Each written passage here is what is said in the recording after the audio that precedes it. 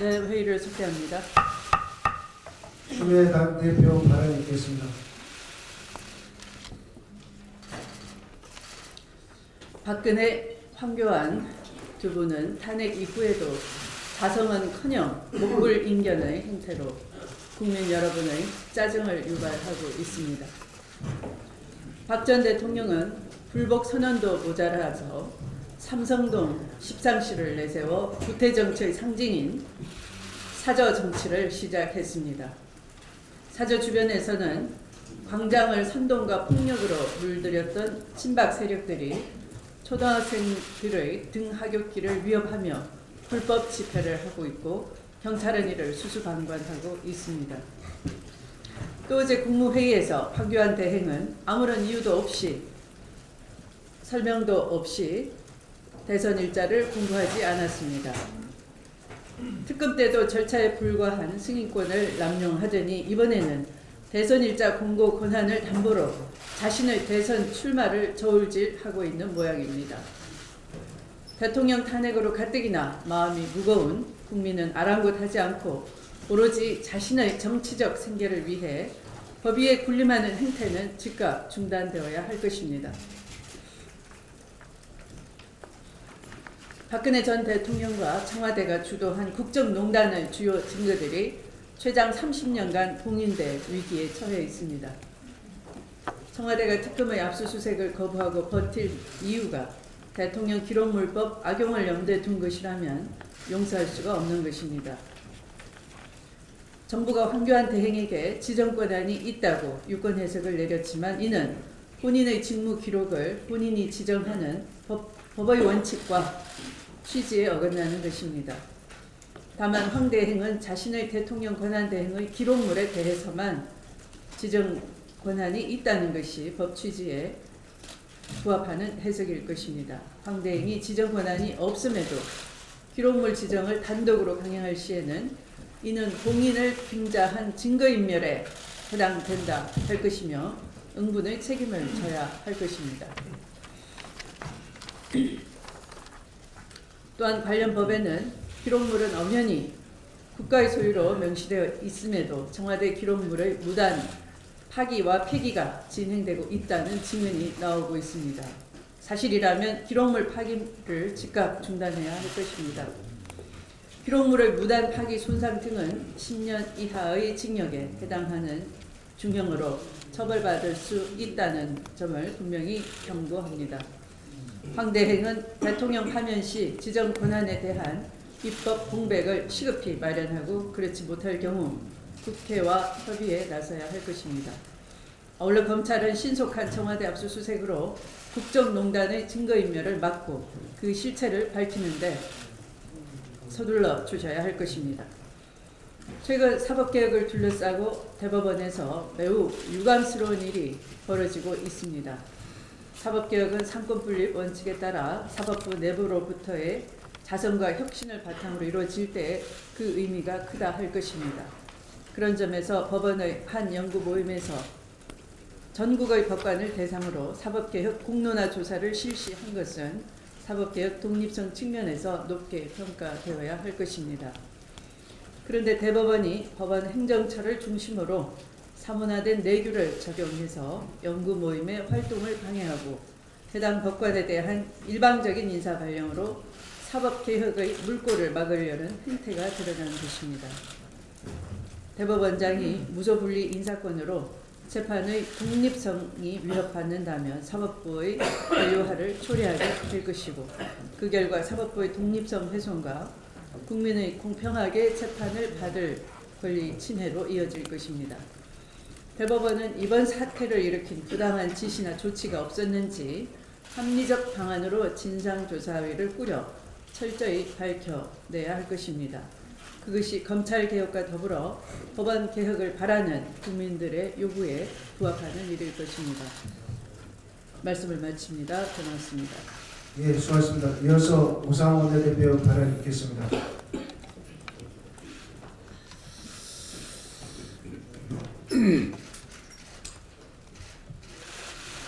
어제 더불어민주당 그 대선 후보 토론회가 있었습니다. 이제 본격적으로 더불어민주당의 후보 결정을 위한 치열한 내부 검증과 논쟁이 시작되었습니다. 반면에 다른 당들은 아직 대선 후보 경선을 위한 룰조차 마련하지 못하고 집안 싸움에 몰입한 그러한 모습입니다. 대통령이 탄핵되고 조기 대선이 이루어지고 있는 이 국면에서 한갓 사소한 룰 때문에 다음 대통령 되려고 하는 사람들이 그렇게 서로 상대방의 멱살을 붙잡고 싸우는 모습은 볼썽사납다고 할 것입니다. 지금이 사소한 룰싸움하고 내가 조그만 정당에서라도 대통령 후보라도 되겠다 싸울 그런 국면은 아니다. 저는 그렇게 생각합니다. 좀 저보다는 다 훌륭하신 분들이지만 정치 후배로서 이제 그만들 하시고 빨리 합의하시라고 제가 촉구를 드리고 싶습니다. 3월 국회의 최대 쟁점은 상법입니다. 국민의당, 그다음에 바른정당, 더불어민주당 3당은 상법 내용에 대해서 합의를 했습니다. 바로 오신환 의원의 상법안으로 합의를 했습니다. 원래 상법의 핵심 조항이 7개 항목이 있었는데 더불어민주당이 3개 항목을 양보했습니다. 그래서 오신환 의원안에 담겨있는 4개의 항목을 중심으로 상법안이 합의가 됐습니다. 사실상 국회 다수 의원들이 이 상법안에 합의한 것입니다. 자유한국당만이 반대를 하고 있는데 저는 이번 주 내로 자유한국당이 이 상법에 대해서 입장을 정해주실 것을 촉구합니다. 이번 최순실 게이트를 보더라도 재벌개혁 과제라고 하는 것은 피할 수가 없습니다. 특히 기업 운영의 투명성을 제고하고 재벌 총수가 마음대로 기업을 지배하는 이런 시스템은 바꿔야 한다는 것이 기본적인 입장입니다. 오신환 의원안 3당이 합의한 그 상법안이 이번 3월 국회에서 통과될 수 있도록 최선을 다하겠습니다. 감사합니다. 예, 수고하셨습니다. 이어서 김영준 최고위원의 발언을 듣겠습니다.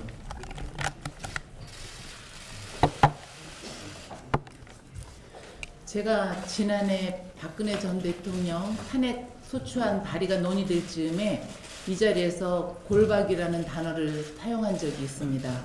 골박이란 문고리 3인방과 우병우가 없어진 청와대를 대신해 탄핵 소추안 부결을 위해 매일 고급 호텔에 모여 술수를 짜내 박 전 대통령에게 전달하던 골수 친박 의원들을 가리키는 말이었습니다. 당시 골박 의원들에 대해 제가 이렇게 비판했습니다. 정치의 가장 기본인 국가와 국민을 위한 소명의식도 없다. 이들의 행위는 박근혜 대통령에 대한 의리에서 나온 것이 아니다.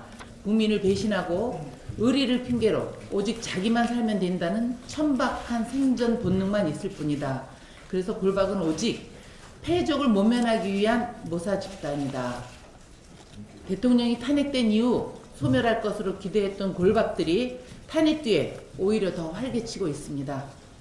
청와대에서 쫓겨나 자택에 도착한 범죄 피의자 박 전 대통령을 맞이한 골박 정치인들은 23년 전 골목 성명을 읽던 전두환 뒤에 병풍처럼 늘어섰던 부패한 50 군사정권의 주역들과 다를 바 없습니다. 장소만 연희도 골목에서 삼성동 골목으로 바뀌었을 뿐입니다. 조를 짜고 역할을 분담해 탄핵된 대통령을 모시겠다는 골박 의원들에게 한 가지 분명한 사실을 말씀드리겠습니다. 당신들이 바로 박근혜 전 대통령을 그렇게 만든 것입니다. 청와대에서, 정부에서, 여당에서 호가호위하며 지난 4년 동안 국정농단이 벌어질 때마다 박 전 대통령과 한몸이 돼 진실을 은폐하고 국정을 마비시키고 공작 정치를 일삼았던 장본인들이 바로 지금 삼성동 골목을 지키고 있는 골박 정치인들입니다. 헌정 질서를 무너뜨리고 헌법과 법률을 위반해 결국 탄핵됐고 이제 검찰 수사까지 받게 된 박근혜 전 대통령을 만든 사람들이 바로 골박 정치인들입니다. 의리를 입에 올리지만 결국은 장관, 국회의원 한 번 더 하고 싶어서 박 전 대통령 주변에 모여들었고 이제는 자신들의 정치적 생명을 연장하기 위해 탄핵된 대통령을 이용하고 있는 것에 지나지 않습니다. 아마 이들의 단기적 목표는 전당 각하에 사법 처리를 막겠다던 23년 전 50 부역 세력과 마찬가지로 검찰의 수사를 방해하고 사법부의 박 전 대통령에 대한 단죄를 막는 것이라고 봅니다. 장기적으로 이들의 꿈은 박 전 대통령과 골박의 정치적 부활일 것입니다. 그러나 역사가 보여주듯이 골박의 말로는 결국 50 부역 세력과 다르지 않을 것입니다. 미몽에서 깨어나시기 바랍니다. 이상입니다. 예, 수고하셨습니다. 이어서 전해철 최고위원의 발언 있겠습니다. 김태형 자유한국당 의원이 어제 우리 당 후보를 언급하며 노무현 대통령이 죽었을 때 자기들이 죽든지 이미 패족이 돼야 할 대상들이 대선 주자로 나왔다라는 입에 담지 못할 막말을 쏟아냈습니다. 홍준표 의원에 이어 다시 한번 귀를 의심케 하는 발언이 자유한국당 의원의 입에서 나왔습니다. 이는 노무현 전 대통령과 우리 당 후보들에 대한 명백한 모욕일 뿐만 아니라 적폐 청산과 정권 개최를 염원하는 민심에 반하는 어이없는 행동입니다. 자유한국당 의원들이 박근혜 전 대통령에 대하여 과도한 호위무사를 자처하고 있거나 이와 같은 막말과 근거 없는 비난을 하는 것에 대해서는 자유한국당이 책임을 져야 할 것입니다. 민심을 거스르는 정당은 국민적 심판을 면치 못한다는 교훈을 다시 한번 되새겨 봐야 할 것입니다.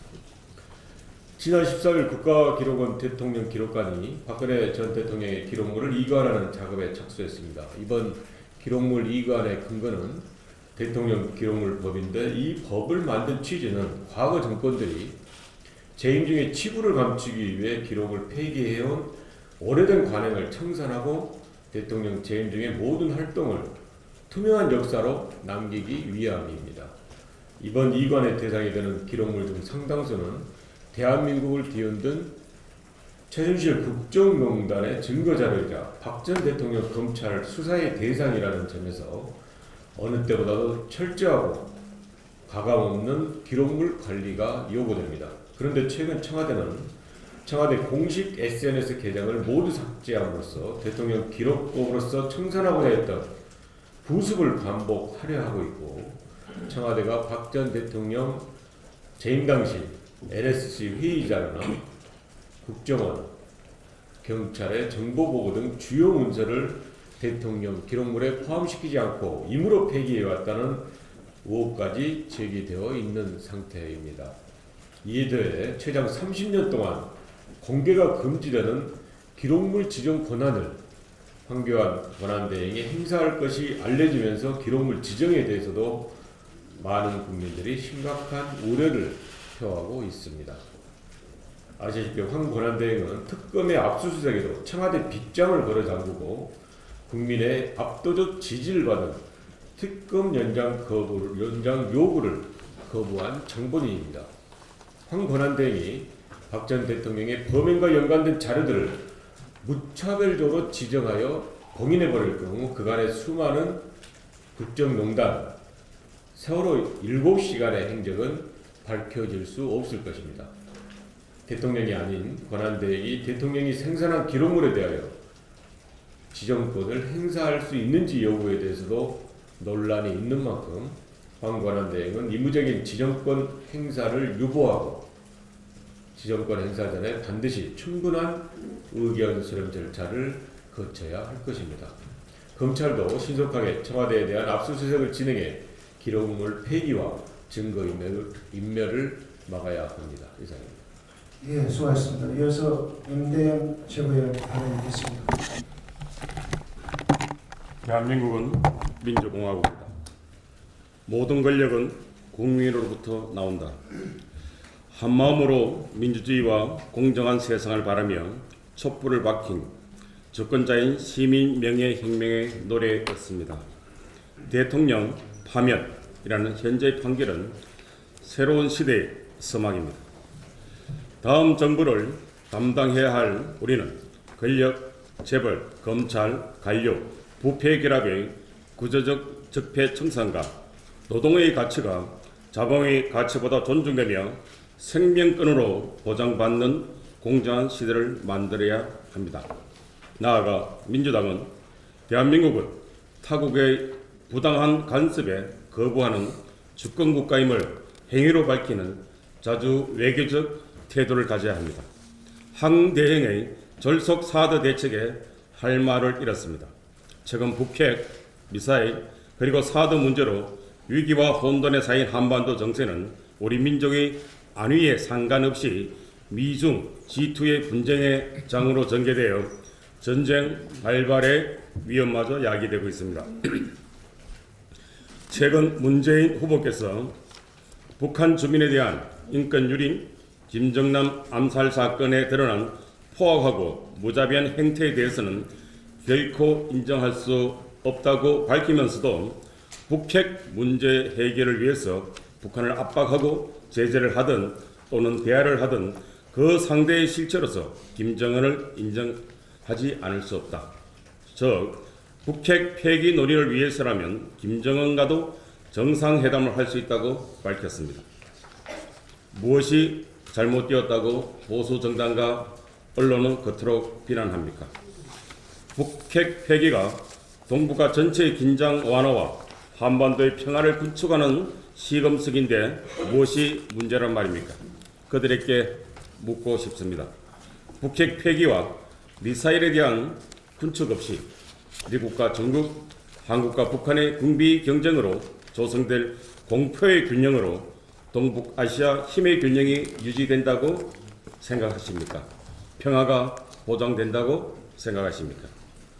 문재인 후보는 자신을 미국의 친구라고 부르며 한미 동맹을 한국 외교의 근간이다 또는 또한 나는 친미이지만 이제는 미국의 요구에 대해서 협상하고 노할 줄 아는 외교가 필요하다고 했습니다.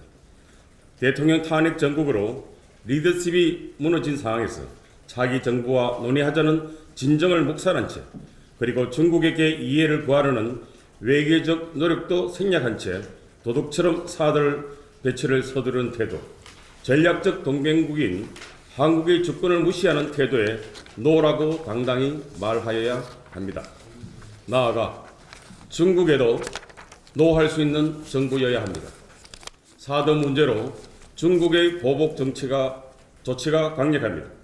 그렇다고 당장 머리를 쪼아리고 꼬리 내린다고 그 보복이 사그러들지도 않을 것입니다. 대중국 경제의 약한 부분을 강화시키는 계기로 삼아야 할 것입니다.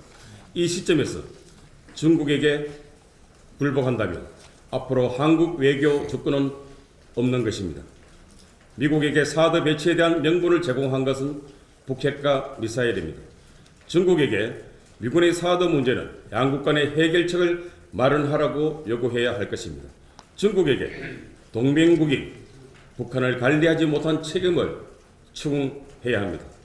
중국 역시 중국 굴기로 21세기 내에 미국을 능가하겠다는 원대한 꿈이 북한 문제로 발목 잡히기를 원치 않습니다. 동북아 안정만이 중국이 미국을 따라잡을 수 있는 시간을 가질 수 있습니다. 키 리졸브 훈련에 대응하여 북한은 선제 타격용 전술 핵개발과 ICBM 실험을 하겠다고 합니다. 핵탄두 소형화와 ICBM 발사 성공은 미국으로서 인내의 한계선, 즉 제가 지난번에 말씀드린 더 신 레드 라인 가는 붉은 선에 다다른 것이며 즉 선별적 제한적 선제 타격의 신호가 될 한반도 전장의 위험이 있는 것입니다. 다음 달 초 한미 정상회담이 열릴 예정입니다. 회담의 주제가 북핵 미사일 그리고 한반도 사드 배치 문제입니다. 이 시점이 군축 회담이 필요한 시기며 각국의 이익이 조정되는 기점입니다. 미국과 중국의 군비 경쟁 완화와 동북아 안정을 위한 북핵 폐기와 미사일 감축 그리고 생화학 무기 폐기 등 선제 공격용 무기에 대한 군축 협상이 미중 정상회담의 의제가 되도록 민주당이 중심이 되어 국회 차원에서 노력해야 할 것입니다. 우리는 고 김대중 노무현 정부 10년간 햇빛 정책을 기억합니다. 14 공동선언으로 북한을 점차적으로 세계 경제 질서에 편입시키고자 한 뜻을 이해합니다. 그러나 이명박 박근혜 정권의 대북 강경책을 유지할 수도 없지만 햇빛 정책만으로 해결하는 것도 방법이 아니라고 개인적으로 생각합니다. 최대한 국익과 안보를 위해 북한 정권을 관리해야 합니다. 상황과 이슈에 따라 유연한 외교적 대응, 군사적 대응을 효율적으로 행사해야 할 것입니다. 이런 일을 하라고 주권 국가의 정부가 있는 것입니다. 이상입니다. 감사합니다. 예, 수고하셨습니다.